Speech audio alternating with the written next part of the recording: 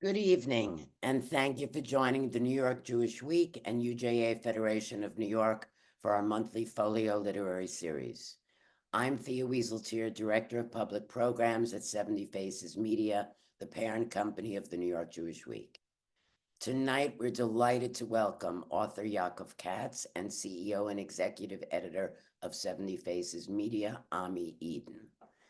As the former editor-in-chief of the Jerusalem Post, Yaakov has a keen insight and perspective on how Hamas managed to launch a surprise attack on October 7th.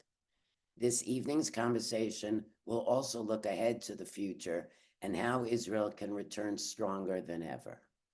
Our partner, UJA-Federation of New York, is deeply invested in the healing and rebuilding currently underway in Israel.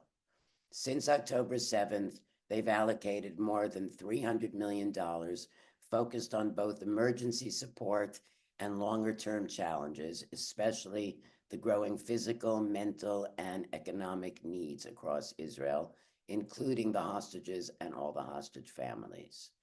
To learn more about UJA's work, please visit their website. The link is in the chat. With that, we turn to Ami and Yaakov to start our program. Enjoy. Thanks, Thea. Yaakov, great to have you back. We had a conversation a few months ago after the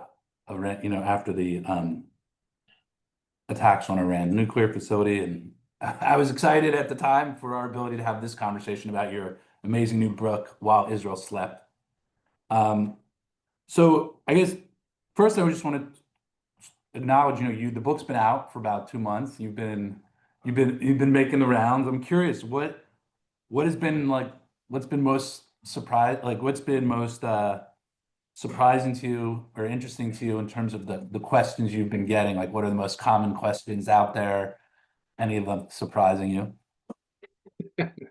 Well, first of all, it's great to be with you, Ami, and Thea, and everyone else. I want to thank everyone for taking out the time this evening to be with us. I've made the rounds, and I've just got back a few days ago from 2 weeks in the States, jumping from city to city and book event to book event. I'll say a couple of things. I mean, firstly, what's really I found very interesting, I didn't anticipate this in the beginning. I knew that for Israelis, of course, October 7th remains a very traumatic moment, and one that this country is going to have to investigate, and I hope we do, and I hope there is going to be a state commission of inquiry, and one that will really get to the bottom of what happened, because we have to make sure it doesn't happen again. And we'll talk about, obviously, what happened and how it happened, and I can explain and elaborate more about my concern that it will happen again and why. But I was surprised by how much the average American, I think, is also very much still intrigued and mystified to some extent by how this happened to the mighty and powerful and very sophisticated IDF and Israeli intelligence agencies. And that still is something that people are searching for some sort of closure to and an answer.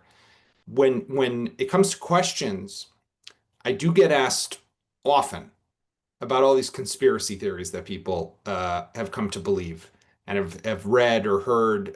One of them, by now, I'm sure many of our viewers and people who are here have become familiar with, is the late Charlie Kirk had a video where he spoke about the stand down order that had been given by the IDF and kind of explaining away what took the military so long to deploy its forces and to get down to the Gaza envelope and to start to fight back. That's something that really has caught on. A lot of people believe it. There was someone on the inside within the Israeli military machine that pressed a button or shut something down or did something. Obviously, I found no evidence for that, and we don't believe that. But that is something that a lot of people, surprisingly, I think, are definitely certain of, that this is the reality. And toward which end? Because they were in, like, it was like a Hamas mole, or because some wanted to have an excuse? Yeah, no, it's a good question. Yeah, so there are those who think it was a Hamas mole, and then there are others. Right, the opposite. They wanted an excuse to be able Well, to. or that the military or the Shin Bet, the security agency, the intelligence agency responsible for Gaza and the Palestinian territories, wanted this to happen because they wanted to bring down the Netanyahu government. I mean, like to go so far I see. as to say that there are these Israeli patriots who have given 30, 40 years to the security and safety of this country, but they're so bent on bringing down Prime Minister Netanyahu that they'll have 1,200 people massacred in the most horrific way, 251 stolen to Gaza, all to bring down Bibi. I mean, come on. Well, I would just add to do anything based on the idea that you're going to bring down Bibi seems like a Right. bad seems like a bad bet. I tend to agree with you on that as well. All right. Has anything, you're hearing a lot of questions. I assume you hear some pushback, you hear thoughts maybe you didn't think of. I'm just wondering, has anything evolved in your thinking? Not, I assume your basic thesis hasn't radically changed, but within it, are there things that you're thinking less about, more about now as a result of like things you've been hearing on the road? I mean, there's a couple of things that I think stand out for me after spending now about 5 weeks out of the last 8 in the U.S. is, number one, um, we did Amir Buchbut and I, my co-author. This is the second book we've done together. We intentionally tried to stay away from any political conversation. In the book, we do end it with a series of recommendations that we make on our understanding and what we believe to be integral and important and critical for Israel to prevent something like this from happening again. A lot of people have said, well, what do you need all that for? Just call for the replacement of the government. And we intentionally stayed away from that whole conversation because as you can imagine, and this, Ami, is the moment you start to wade into political waters that clouds and it just overshadows everything else. Yeah. And then no one will see what's really here, which is the Right. substance of the issue. Right. But from a substantive perspective, I think that something that's really crystallized for me, and this might be obvious to a lot of you, but and I spend a lot of time in America, generally speaking. I'm originally American, and I have a lot of family in America, of course. But I think that I've come to realize, and we don't get into this in the book naturally, but this war that we're all kind of facing, I think it's a war for the whole Jewish people. The war in Israel is one that is minded at the physical destruction of people, right? So killing and destroying and terrorizing. And that can come from Hezbollah or Hamas or Syria or Iran or the Houthis for that matter. And I think that the experience of a lot of American Jews, and I would say diaspora Jews in general, because you've also had this all over the world, whether it's Australia or the UK and recent attack in Manchester, but of course all across Europe. So there is a physical dimension to anti-Semitism, but I think a lot of it is also the metaphysical attack. It's the strip away Jewish identity from people. And I look at it now after spending really a bulk of time, is we're facing it's one war with a different manifestation, but it's gotten me to believe now and think that it's like a call for more of this stand together that we need as a Jewish people. Despite, there's so much that divides us in Israel, there's so much that divides Israel and the diaspora, but October 7th is a moment, and of course it was a real watershed moment for Jews everywhere. But I think we're still, there's so much more work that has to be done on that, and I just see it everywhere now. All right. So, like, before diving into some of I'll start kind of on a more devil's advocate, big picture on a few thoughts I have, and then we can, I think in answering those questions, you can, get into the details. So, I think a lot of people have talked about sort of the Yom Kippur War as like as an analogy, and I guess if I'm trying to put on a sort of like give Bibi the benefit of the doubt or whatever, and not just Bibi, the whole establishment. The Yom Kippur War had a feeling of sort of arrogance across the board about Israel sort of having bested its enemies writ large. And October 7th is a very different situation in the sense that the Israeli establishment wasn't sitting there in the years leading up saying, oh, we've vanquished all of our foes and like let's sip lemonade. right? Like by the pool, they're working they're making a multi risk assessment about where the biggest danger is coming from. They're looking at Iran, they're looking at Hezbollah. It's not that they weren't focused on defense. And so, I could see one saying, well, yeah, you're going to come in now and we're going to play Monday morning quarterback and we're going to compare it to Yom Kippur War. But like, this was very different in the sense that Israel has a very complex risk matrix that they're facing. And they were saying, we think the biggest risks are here and here. And you and your co-author would say they were right, that those were monumental risks, right? So that like, maybe what we're doing here is you get what I'm saying? That they weren't saying there's no risk. They had to triage and make decisions. And like, sometimes, you're going to get that calculus wrong. What's wrong with seeing Well, that? I mean, I totally agree with what you're saying. I think, well, there's obviously a lot of comparisons to the Yom Kippur War. This did happen just days Right. after the 50th anniversary of the Yom Kippur War. Right. And it's interesting when you look back now 2 years and you look at all the newspapers, the websites, the Right. TV stations. It was all about what, the 50th anniversary, and then this does happen. And there was an element, I think, of arrogance involved here in hubris, and the fact that, well, we have Hamas contained, we're impenetrable, we have Iron Dome, and we have the wall under the border, and we have this sophisticated barrier, and we have remote control guns on turrets and cameras and phased array radars, and a sensor that can detect when a tunnel is being dug and where it's being dug, and if is it coming across the border. So the when you look at like the policy of containment that was here, it wasn't something that was created overnight. And it wasn't something that was, while ignoring the fact that was a threat and is a threat in Gaza. In other words, this is why, for example, I push back whenever I hear the comparison made between October 7th and September 11th. I don't think it's the same, because I think what's more of a stronger comparison for the U.S. context is what happened at Pearl Harbor, because Pearl Harbor, you had a war raging in Europe, you had a war already in the Pacific. And the United States said, well, it's not here. Why do we have to go there, right? But then it exploded on their shores. They knew the war was there. And when you look at Israel, and you look definitely at the last 20 years since we pulled out unilaterally from Gaza in 2005 in the disengagement, we've pretty much fought a war with Gaza, with Hamas, every 2 years, right? On average, you had the 06 operation, the 08-09 operation, the 2012 operation, the 2014 operation, and on and on. We knew there was Hamas there. We knew they were amassing greater, more sophisticated weapons. Yeah, but I'm just saying that, but in a sense, the arrogance toward, I didn't mean to diminish, and you outline it very well in the book about where the arrogance took place, the impact, but it felt to me almost like, in some ways, the purpose of the arrogance was to be able to focus on other threats. 100%. And that's why when you look at what I call the policy of containment, it has a couple of legs to it. And one of them, which is still very true, is exactly what you're saying. We have, I call it, bigger fish to fry. We look at the matrix, the threat matrix that we face. And you got Iran, which is number one, and you got Hezbollah with 150,000 rockets and missiles back then. And that's like number 1.5, if maybe 2, but up there. And Hamas is a big deal. We know they're bad people, but we have limited resources. We have limited number of soldiers. We have intelligence. We have a barrier. We have all these different things.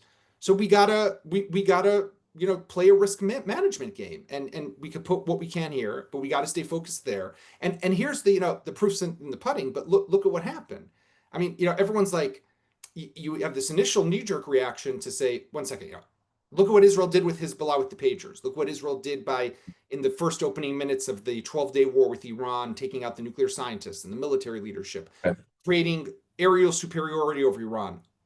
So something was broken with, it must have been these conspiracy theories. Right. It's when you're focused and you understand you have the capabilities. It's when you're not focused and you don't understand that you don't have the capabilities. Right. And you mentioned 9/11. I mean, the two things that when I think about 9/11, and I think your point is apt about the ways it's different. I mean, but the two things that do resonate with me when I think of 9/11 as a comparison. One is, it is really, really hard if you are the one defending the wall, defending the line, to be at your max every day all day. Like every Hamas terrorist involved in that attack knew for weeks that October 7th was the day that was going to be the most important day in their life. And, they woke up ready to do it, right? You are manning the line every day for years and years. You don't know. So that like, there's always kind of feels to me like a built-in advantage of that. Once you get past a certain intelligence failure, when they act, it's kind of like the night, all the people at airport at TSA go through their daily job every day and nothing happens. They don't know that that's, but the Well, 9/11, that's the famous thing. If you ask any intelligence officer or right. they'll tell you, look, we have to succeed 100% of the time. Right. They have to succeed one time, And right? the one time they have to succeed, they know it's that day. Yeah. And the people manning the wall don't know when that's the, it's not a basketball game where you're both the Super Bowl where you're both playing and you both know.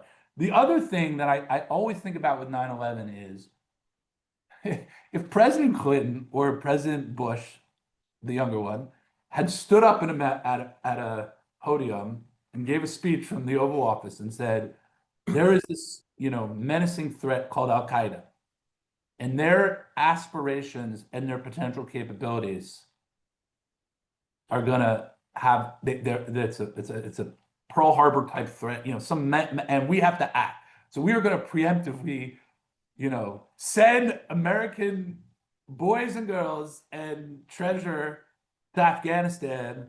People would have gone crazy. And I'm reading your book, like Avigdor Lieberman is resigning as, in a sense, he's a hero in your book in terms of getting it right, and he's resigning because like people wouldn't listen.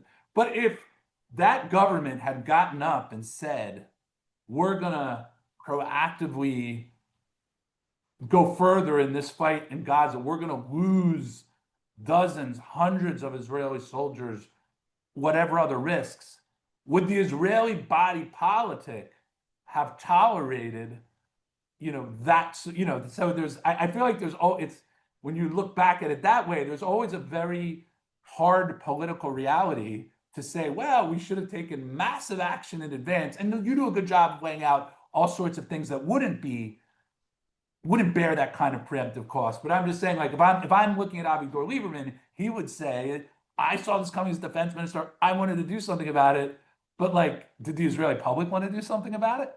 So, I mean, I think you're 100% spot on. And this is the dramatic change that I think needs to happen to Israel as a result of October 7th. Because you're right that had Israel embarked on an operation, let's go back to 2014, and we detail this in the Right. book. There were people who were pushing Bibi to go all the way back then. And Bibi at one point even leaks to the Israeli media a PowerPoint presentation from the IDF that had been prepared that spoke about 500, 600 soldiers, some crazy number who are going to get killed in a massive ground assault in Gaza. There was no appetite for that in Israel. No one wanted that war. But I think what we've learned now, and if you had preempted and done that, you might have said, look, we lost these soldiers for nothing because the policy of containment might have worked. No one can tell you that October 7th was Right. going to happen. Right. But now that Right. it has happened, see, Right. this is now the big question the country will have to grapple with. Now that it has happened, and you've learned that containment can only work so far and so much, how do you confront the next Hamas or the new Hezbollah or whatever other threat will emerge on a border? What do you do? Because you're going to have a part of you that's going to say, take it out now. So we don't have October 7th, but you're going to have a part of you that's going to say, what do you mean? We're going to fight forever? We're never going to stop? And that's the tragic, I think, reality now that to some extent Israel finds itself in. Right. And look, because the other aspects of the war have been so successful, I'm imagining many Israelis are saying, like, right, like our danger now is much less than it was on October 7th. So like, and we're exhausted, we're tired, we're spent. So what are given everything I kind of said is this sort of like, okay, but what about this? What about that? Like within a frame of the political reality that the various governments were operating in, and and and what was doable, not so maybe the day of, then it's too late. Like what for you now, what are the, because you have a lot in your book, like what are the key, what are the keys where you're like, this was, these are within the realm of reality of like what could have been done. What are the ones Well, that you highlight? I mean, there's a lot of there's a lot of would have, could have, should have, right? Right. Throughout the book. Definitely the Yeah. one of the opening chapters where and this really surprised me was the flurry of activity that was going on between the 6th and the 7th. And everyone was awake. Everyone knew what was knew something might be happening that they misinterpreted, they misunderstood. It wasn't a lack of information, it was a lack of imagination. Right. And there were signals and alarm bells going off in the IDF and the Shin Bet and elsewhere. So you could say there, you want to bang your head against the wall. Literally, I probably did that here in my office a number of times Right. while writing this. But I will say, like, there are things when I look back, and some of what I might say now might not, might be non-politically correct. So forgive me. But I'll give two quick examples. One of them is in 2003, there was an opportunity to kill the entire Hamas leadership in Gaza. And it was an operation that came together and at very like within 24, 48 hours. And it was really the who's who of Hamas. Many of these people eventually get killed over the last 2 years. Ismail Haniyeh, Muhammad Def. These people are now dead, leaders of Hamas. They were all in one place. And Israel was debating, okay, we know the building they're in, but what bomb and what floor and how do we kill them and should we, and the collateral damage and what's going to happen around us. I mean, when we look back at that and we say to ourselves, hold on, and we look at the last 2 years, Okay. had we dropped a 1-ton bomb instead of a 1/4-ton bomb or a 1/2-ton bomb, and there might have been collateral damage. I mean, that's really a moment that where were we in our state of mind? And I know where we were, and to some extent it makes me proud that we are so careful, and we were so careful. And that kind of changed now in the last 2 years, although I would argue we still are very careful, and that's good. But is that not something that we need to rethink? And that's controversial. I know what I'm saying is very controversial. Well, and especially you're saying it in the context of a small scale operation. I mean, if one takes a step back, even from a sort of critical of Israel perspective, you're kind of saying like, forget about October 7th Israeli casualties. How many innocent Palestinians would still be alive if Israel had accepted a higher level of collateral damage in taking out 100%. of Hamas? It would be I mean, the difference exponentially. I mean, so the Right. the reality is sometimes maybe we tie our hands a bit too tight. That then there's this idea, which now when you think about it, if I told you right now that the war will end with Israel getting the Qataris to send $30 million in cash every month to Hamas, you would say to me after the last 2 years, that's insanity. You should probably go check yourself into some, Right. institution. But Israel did that for 5 years. And you say to yourself, how does a country like Israel believe that you can pay off or buy off an enemy like Hamas, a jihadist genocidal terrorist group? So I think that these are things that stand out to me because there's so many moments throughout Right. that evening, for example, that Herzi Halevi, the chief of staff, could have gone this way as opposed to that way in the analysis of the information coming in. And it all could have been different. I mean, had we taken the tanks on the border and just moved them to their forward positions and turned on the metaphorical floodlights and said to Hamas through those floodlights and those tanks, we know you're planning something, don't you dare. Maybe something still would have happened, but at a very different scale. So Right. those are tactical mistakes. Right, but I kind of played my cards at the beginning that it's not that I'm not fascinated with that part of the book. It's just I'm sympathetic to all up and down the chain the people who are stuck on that day. I agree with you. And like you can always, it's the easiest thing to do is Monday morning quarterback the people who on the are play behind because that day.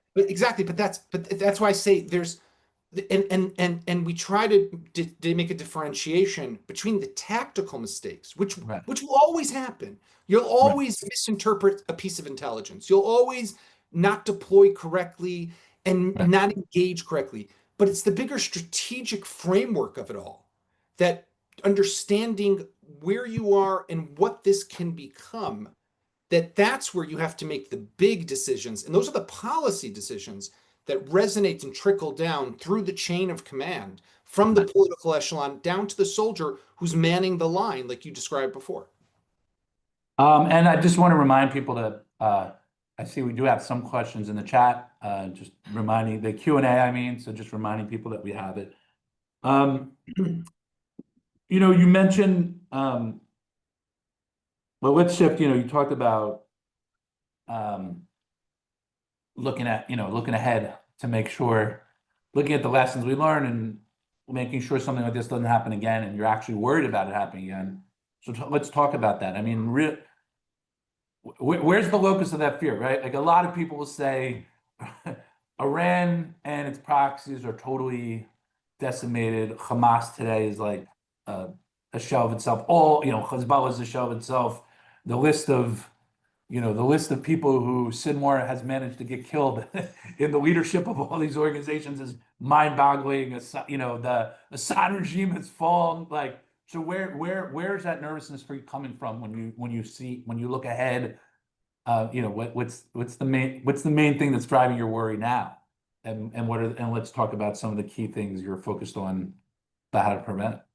Well, there's two reasons I remain very concerned. Well, there's more than that. I am an Ashkenazi Jew, so I do wake up concerned all the time. But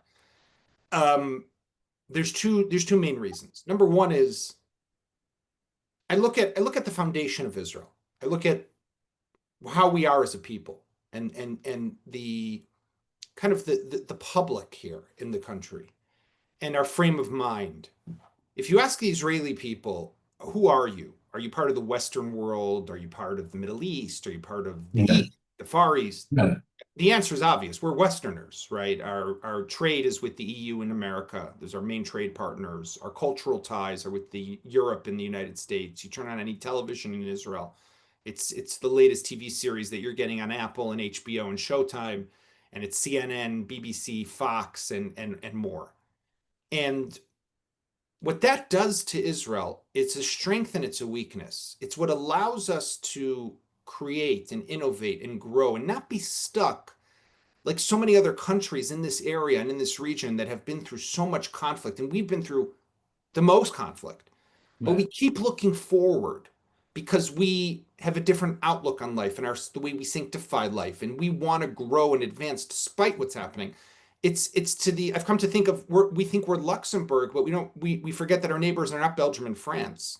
It's Hamas and Hezbollah and Syria and Iran on the horizon. And we'll go back to that because that is our natural inclination. So if you present the Israeli go back to that kind of cocoon and try to just go forward and live. And now all the airlines are back flying and we can travel once again freely. That's the life we want. The life we want is not the one where, like the friend I spoke to today, Amichai, who has literally spent 350 days in reserve duty over the last 2 years. Right.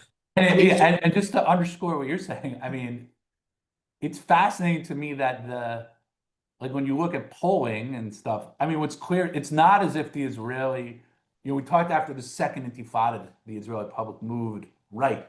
It's not as if after October 7th now, the Israeli public is with Ben-Gvir and Smotrich. Like, and it's like people are sort of looking still to like polls which suggest a centrist, center-right built around people with ties to the security establishment. It's not as if people are saying, oh my God, they failed us and we got to go even further to the right, And right. So it's, I think that's a manifestation, it seems to me, of what you're saying, that people want to fix this sort of security structure that they want to believe in to allow the life that you're talking about. I think that's definitely the case. And which ties into the other piece to some extent, which has me concerned, is the division, polarization in Israeli society. And I look at that and I don't know that I fully understood the importance of unity in Israel, and how the lack of it can undermine in such a dramatic way our national security. And there was a period, at least in the beginning of this war, that it seemed that we had learned that lesson. But look at where we are today, and it's sad and it's tragic. And I think we need a real deep root canal of a change in society and in our politics, so that we don't get at each other's throats again, and expose ourselves in a vulnerable way, like we Right. did. So it's not your concerns aren't their mindset concerns, not about a specific tactical advantage that you see Israel's enemies. It's a mindset of this falling into certain No, mindsets. but I'll explain. But I'll also tell you why. Because Ami, look at the last 2 years. Any enemy that Right. we've fought and Right. has come against us, Right. they are vanquished. I mean, maybe not to the extent, it's not the total victory, and it's Right. not the decisive victory. But you look at the enemies. We have re-engineered over the last 2 years the entire Middle East. Yeah. Iran, the axis is on decline. Iran's nuclear facilities destroyed, and at the very least significantly set back. Air defense is gone. Ballistic missile Right. capability a fraction of what it once was. Hezbollah also leadership decimated. Sophisticated long-range missiles gone. Still has capabilities, but you have a government in Lebanon cracking down, and they are holding back. And Israel is hitting Lebanon all the time, and there is not even a ounce of a response. Hamas still there, reasserting its control in Gaza, right? A problem. And we have to wait to see what happens with the Trump plan, if it can all fully be implemented, the other 19 points of the 20-point plan. But they are not capable of launching an attack like what was in October 7th. And Syria, Assad gone, and we're talking about security agreements now with this new government. So you look at this, and it shows you that Israel really still is the most powerful country and military in this region. But if we don't understand what's happening around us, that's where we will fail, and that's where we will be exposed. Is there a tension between, you talked about, you said you talked about the downside of kind of having this attitude that like Israel's natural place is in the West, but also it seems like you're saying there's a positive to that, but then you talked about also this kind of question of how you have unity in Israel. Do you think how much disunity or unity is there on the first point, right? That like I imagine there's a lot of segments of the Israeli population who would hear you say that and say, exactly, we shouldn't give an F about what the Europeans and Americans think. Enough of being with the West. We should chart our own destiny, or we like why are we thinking about how big of are those two things connected? Like, is the kind of idea of what Israel's identity should be in terms of that question, like are we part of the Middle East, have something else, or Europe? How much is that connected to the disunity? Well, that is a conversation that Israel is having, and you have Right. people who say, if we look at the lessons of October 7th, and we look at how we are today so much more isolated and ostracized than we were before, Right. but we're fighting in our defense and an existential war on 7 different fronts, Right. and this still happens, then maybe it's time we really do take those gloves off. Those conversations, those are things you're going to hear on the extremes of both sides of the political spectrum. On the right, you'll hear, we can't care less anymore what the Europeans say or what they say in The Hague, and what the president of the United States tells us. We have to do what we have to do. And you have people on the left who will tell you on the extreme, listen, the problem is it's the occupation, and end that, and stop attacking Hamas and Gaza because you're just radicalizing more people. That's the problem. I speak, I think, for the majority of Israelis who are in what's the center, and center right and center left, but also the center, who I think are conflicted with this reality, knowing that we have to change as a country, but we want to still hold on to the life that we have, and life is good in Israel, and that's an important piece of this. Like, we're not, and many of you, I know you and Thea and many other people, you come here and you see this and you've experienced it. I'm sure many people on this Zoom have done that too. Israel's an amazing place. It's thriving to some extent. And that's the craziness of the reality. But we want that to keep going. And that's hard when you realize that what your challenges are ahead and what that's going to demand of you as a country and a military and what's going to demand of our youth, what's demanding of ourselves. I mean, that's not an easy thing to wrap your head around. Yeah. Just looking at the chats and looking at the questions in chat, a lot of people are asking about the women the women scouts on the border, and want to hear more about that, about what happened that day. So taking it back down to the book, and some of the You know, the Tatzpitaniot, as they're called, the surveillance soldiers. There's no good translation. Spotters, scouts. I mean, these are young female soldiers who were deployed along the border in different bases. One of them was a place called Nachal Oz, where they sit in front of computer screens like the ones we're all sitting in front of right now and watch different areas of the border. I'd been to those bases numerous times. The joke always was they could see a bee flying across the border. Their job was to look at that area and see if there's something happening. So like suddenly a bush moves from one place to the other. Why? What happened? Is there now a tunnel there? Is there now a rocket launcher there? And it's interesting also that it's women. I jokingly say, men don't know how to multitask. Maybe that's part of it. But women definitely in the IDF, the analysis was that women can pay attention to more detail than the average male can. And that's why it became a strictly women job. October 7th, the tragedy of what happened to these soldiers is really, I think, that tells the story in its entirety, because many of these Tatzpitaniot in the months leading up to October 7th had been warning that they were seeing stranger things happening or out of the ordinary. They were seeing more senior Hamas commanders come to the border. They were seeing more Hamas men on the border, training, coming to look across the border. They were writing these reports, taking it to their more senior commanders and informing them. And they were shut down. They were told, you don't understand. Hamas doesn't want war. This is just drills. This is just hyperbole. This is not real. They're not after and interested in instigating anything. October 7th comes, and in places like Nachal Oz, where Hamas has complete reign of that frontline position for hours, the women are abandoned. 15 of them killed, 6 of them taken eventually to Gaza. One of them rescued 5-6 weeks into the war. 5 of them takes till January of this year, that second ceasefire, that they were finally released home, spent almost 500 days in Hamas captivity. I don't even want to think about, I can't even imagine or begin to imagine what it is that these women went through.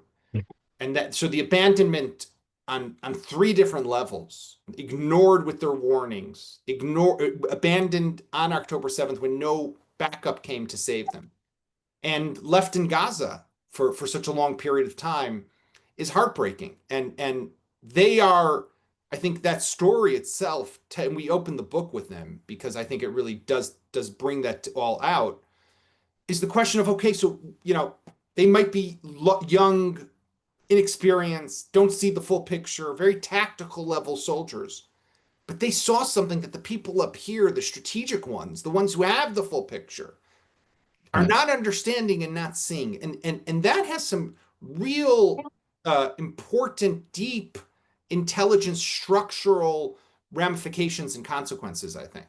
Right? The IDF also always took pride in the fact that we're a very unstructured, non-disciplined army where everyone can always speak their mind and the youngest soldier can yell at the oldest general. Right. Something changed in the way we operate on that level. And that's, I think we have to go back to maybe that DNA of the founding Israeli army to really create that fresh, very important, lively discourse and debate that had long been the DNA of the IDF. In this specific case, how much do you think this was a function of gender? It's hard for me to know. I think Right, you don't have that. It's yeah. not like you're seeing evidence when you do your research of Israeli generals saying, it's just the girls at the border. Right. Like they're not. I think it's a piece of it. Definitely it's a piece of it. No doubt. I don't think it's the main piece of it. I think the bigger piece was what we call the concepcia, the paradigm, the prism, the belief that Hamas is deterred. And when you believe in something at such a high level and so deeply, then everything you see is going to be digested through that prism you're looking at it. So everything can be explained away and rationalized away. And that's what happened to their warnings. And sometimes, though, it is what it is. It is what you're seeing. It is what they're telling you. And that's Right. Right. And I'll just, before I follow up on that, I do want to acknowledge, one of our attendees said it is more inclusive to say staffing the wall or defending the wall instead of the gender inclusive term manning the wall, which I said, and I will just, given what you just said, and this, I mean, this poster is right, in the sense that like, this is not just some abstract political correctness, but people lost their lives and did the mission they were supposed to do, these women, and it should be acknowledged. Why do you feel Israel was at the top became so invested in this view that Hamas had been contained? I think it had a number of pieces to it. One was that was what they were telling us. That's what they were telling the Qataris. That's what they were telling the Egyptians. That seemed That's what Hamas. So you're saying Hamas was telling other people correct. that they were, they were They do putting not want war, that they Yeah. want to keep getting the Qatari cash, that they want to keep. And if you look at what Israel had been doing in the 2 years prior to October 7th, we started to once again allow Gazans into Israel to work. And the number was constantly increasing until it settled around 20,000 people. That's a big number of people who were coming into Gaza, into Israel to work. And it was a huge boon to the Palestinian economy, because you have a Palestinian coming in, they're getting paid Israeli wages as opposed to Gaza wages, and they're going back, and then their big families. You're supporting now almost about 500,000 Palestinians in Gaza based on 20,000 people who are working inside Israel. So that was something that even when Naftali Bennett was prime minister from the summer of 21 and then with Lapid until almost January of 23, they were taking great pride in the fact that they had quiet in Gaza and they were able to bring in these workers and try to work towards improving the economic situation there. So I think that was one piece of it. The other piece of it was the fact that Israel, and not from a bad place, God forbid, but Israel was trying under Netanyahu to break the cycle. And the cycle was a vicious one because it was these wars all the time. And at some point, Netanyahu tried to come up with this idea: how can I stave off that conflict a little longer? What can I do that can give us just more time, buy us more time, that we don't have to fight, and see what else might happen along the way? That is where the Qatari money came from. And as so crazy as it sounds now, it wasn't a crazy idea then. And had we gathered here on October 6th, I probably would have told you it's working, right? Nowadays, I think it's insane. But then I thought it was working. So you had also that it seemed to be working. It seemed they didn't want war. If they, God forbid, something would happen, you had the most sophisticated defenses. Yeah. Technology gave us a false sense of security. Iron Dome shoots their missiles out of the sky. The wall we dug underground stops the tunnels. The detection system detects the tunnels. The barrier is multi-layered. We thought we were impenetrable.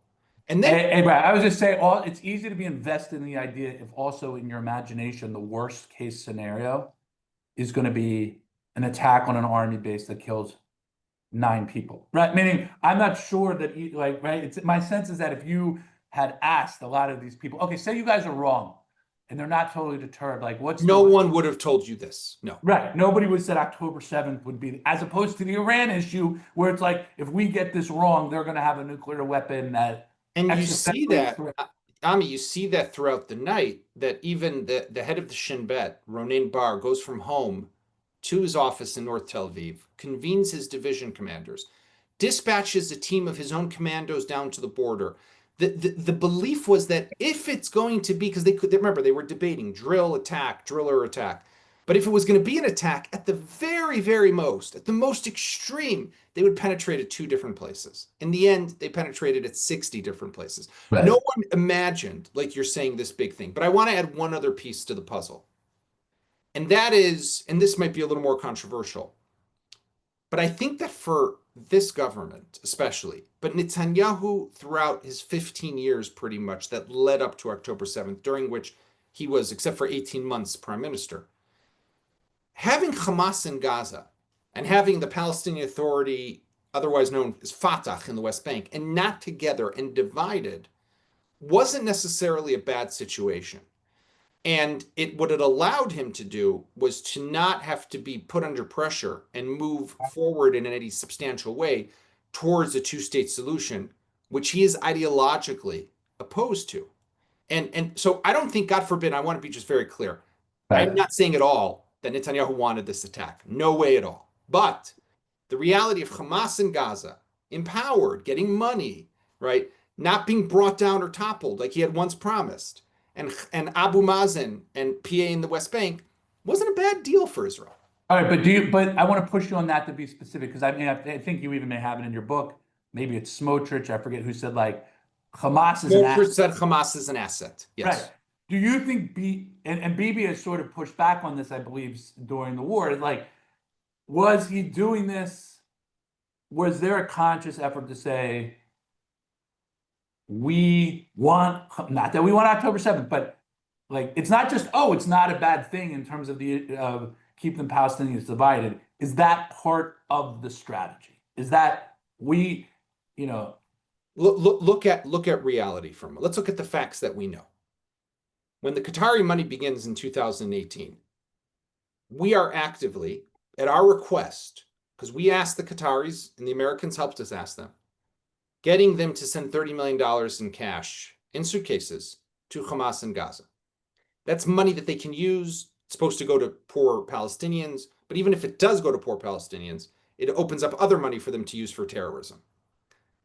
We're empowering and funding Hamas, a terrorist organization bent on our destruction that we're fighting with every 2 years. At the same time, we, Israel, is going to the United States Congress and lobbying for what's known as the Taylor Force Act. right. Taylor Force Act is a bill that passed, it's named for Taylor Force, who was a U.S. Army veteran who was stabbed to death on the Tel Aviv promenade by a Palestinian terrorist. And legislation was brought to the U.S. Congress that eventually passed that basically deducts from the budget that the United States, any aid that the U.S. provides the Palestinian Authority, it deducts the amount of money that the Palestinian Authority gives to Palestinian prisoners in Israeli jails, what's known as the pay for slay scheme. So we're taking money away from the Palestinian Authority, which is the entity of the Palestinians that pay for slay is terrible, don't get me wrong, but is actively and openly, publicly against terrorism. And we're giving money to the entity that wants to destroy us. So I just look at the facts here and I say this is a little more than just. And I'll add one other fact that I want to ask you is, you know, there's sort of this, we can't let the PA move into Gaza now. But okay, but then why is the PA in the West Bank? Meaning, like, I feel like I still struggle to understand that if the PA is suitable to be left in place in the West Bank, but absolutely positively can now not be in Gaza, like how to square that? I'm laying that on top of what you're saying it retroactively about what happened, and I'm saying in terms of a path forward, unless the idea is to keep the Palestinian entities separate, what is the point in overinvesting in the PA in the West Bank if they're not fit? Right. So I'll tell you 2 things on that. I push back to people who say that Netanyahu prolonged the war for political interests. I hear that occasionally. You might see something that looks like that. I don't believe that's the case. I don't think that the deal that was offered under Biden in the Biden administration last year was like this deal. And so I don't see that as the case. Where do I see the politics come into play? And where do I think that we made a tragic mistake as a country? Was we had 2 years now from October 7th that there was a real opportunity to revamp the Palestinian Authority. And we could have used these 2 years together with our allies and friends around the world if we had come out and said, listen, we're going to fight now. We're going to defeat our enemy. We're going to hopefully eliminate Hamas. But we're going to work with you at the same time to re-engage with the Palestinian Authority, rebuild them, reform them, change them, so that they can then come into Gaza, take over Gaza, restabilize Gaza. Because of course, you look at the Trump plan, by the way. What is the Trump plan at the end of the day? There's no rocket science here. You need someone else to govern Gaza. You need someone else to police Gaza. Unless it's Israel, and Israel doesn't want it. It's not the Saudis or the Egyptians or the Emiratis. It's got to be the Palestinians. So even in the Trump plan, it is the Palestinians. It's a multinational force, but at the front is the Palestinians. Why did we waste this time? And that was the politics, because Netanyahu knew that if he even says Palestinian Authority, the guys you mentioned before, our friends Smotrich and Ben-Gvir, they're out of the government. So he had to talk in a way that made it seem like they're not an option. But you know what else that did? To the world, it made it seem that there is no plan. That instead, all we're doing is we're destroying and killing for the purpose of destroying and killing. And then when they say, but what is the day after? And no one here is saying anything in an official capacity. But who is saying something? Smotrich and Ben-Gvir are telling you, no, we're doing this because we want to resettle Gaza. So the world hears resettle Gaza. The world sees what we're doing. They don't see the political process. And then they say, this is genocide. These are war crimes. This is starvation. We're going to take you to the ICC and the ICJ. Now, I don't know that had we done it the way I just depicted it, we wouldn't have found ourselves in the ICC or ICJ. But I would have said it's worth the shot. Another issue that's sort of, well, you know what, let's do it this way. I want to read a question from the chat from Alana. In your opinion, where does the buck stop for October 7th? Who needs to assume responsibility? Is it one entity or several? Not to apportion blame, but so that this can never be repeated and that reform can take place. Thank you for your very insightful discussion. I want to tie that to this question of a state commission and like why Alana's questions, adding on to them, why is it necessary? Why is it, you wrote a great book, other people are doing reports, investigations. We kind of get the main picture, a bunch of the details. Why is it so, what's at stake with whether or not there's a state commission? And then again, just echoing Alana's questions about, where does the buck stop and why? So I think the book is great. I think it's important and it's a good step in the right direction of investigating and understanding. Right. But there's a lot that we don't know. There's a tremendous amount that we don't know. I mean, I think we probably scratched the surface even with great access and getting to all the key players. Just look at the intelligence. So much was lost in the flow. So much wasn't shared. The structure of our intelligence agencies. We need reform. The decisions that are made on a political level and the way they trickle down and who is assuming this responsibility. These are lots of different things that we have to think about. The Palestinian conflict as an entirety, the way the IDF is deployed, the politicization sometimes of these decisions, the way they're made. This all has to be investigated because we see that it happened once in 73, it happened again in 2023, and it will because of the stuff we spoke about before. Who we are as a people and why we are this way, it could happen again. So we need to learn exactly what happened here and go deep on it. And that's why, in my opinion, a state commission of inquiry is so existential because there's so much to find out. That's one. Two, about the question of accountability and responsibility. I mean, let's look at the facts. In the IDF, everybody is gone. From the chief of staff to the head of intelligence, the head of the Southern Command, the head of the Gaza division, and so many more, head of operations, so many more officers. In the Shin Bet, they've been replaced. Where's the one place that not a single person has stepped down? Not a single person has gone home, except for one who was fired. Yoav Gallant was fired as the defense minister, is the government of Israel. And to me, it's astonishing how a government that was in place, that set the policies, that led to the greatest disaster, the day that the most Jews were killed on a single day since the Holocaust, no one did an al-Khait. No one stood up and said, you know what? We messed up. We should go home. I don't think Israel needs to become like Korea or Japan, where because of a train accident which kills two people, the whole government falls. But we don't have a culture of accountability. And the problem here is that when you avoid taking that responsibility, by the way, there's no word for accountability really in Hebrew. There's achrayut for responsibility. But the word accountability is different than responsibility. And I think that we need that because we're educating our next generation. And look at these youth, Ami. Look at these kids. Look at what they have done, how they have sacrificed in ways that we might not have imagined as possible. The TikTok generation has stood up and fought for this country in a way that is so inspirational. They deserve better because this is going to be their country. And they deserve a leadership that understands that when they mess up, there is a price to pay. And this country needs a new, fresh beginning. So to me, I find it every day when I think about it, to me, it's still shocking and surprising that there is no accountability on the side of this government. Right. You said that Israel doesn't have a culture of accountability, but I'll just say maybe you meant now. I mean, one would have thought, based on Israeli history, that a state commission probably would have been a given for, right? I mean, maybe It would have been a given, not under this government and not under this right. So I was just trying to, and look, I don't want to put you on the spot if I feel like, since we're talking about it, maybe like, you in your different iterations of your career, you've been in politics, and so just want to talk about like your former boss with in his time as Prime Minister, Naftali Bennett, who, by the way, did take at least a measure of public responsibility in saying, like, we're all to blame, including him, including me. And I'm wondering, how do you see that, even though that government in the interim was short term? Did you see things that like that change government could have been realistically in that short of time could have done? And I think your book gets into a little bit like that they could have done differently and they themselves fell short. Look, that government specifically, I think got lucky that this didn't happen on their watch, because the attack, the wheels were already in motion. It just didn't happen then. Right. I think that they, when I look at the complete picture, they suffered from the same blindness, and they accepted and implemented the same policies that Netanyahu had said already.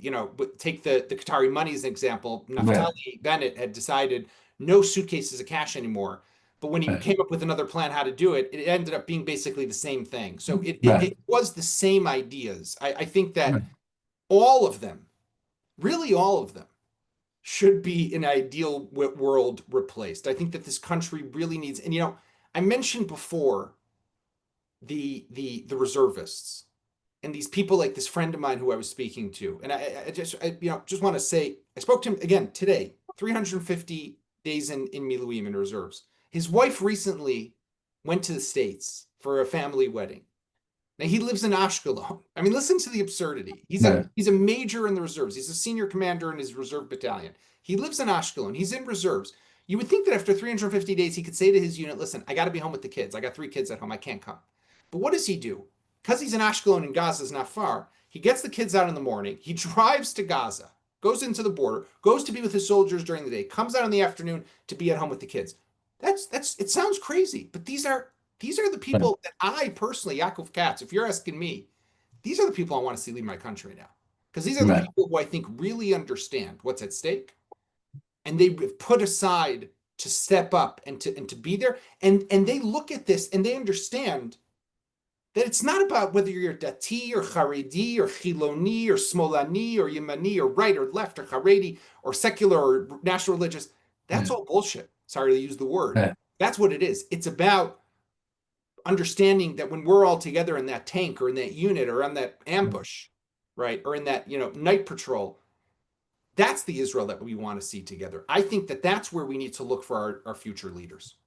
Well, Yaakov, I know it's late for you in Israel, so I really want to respect your time and thank you for a really insightful book and a great conversation tonight. I want to thank everybody on in the audience who's here.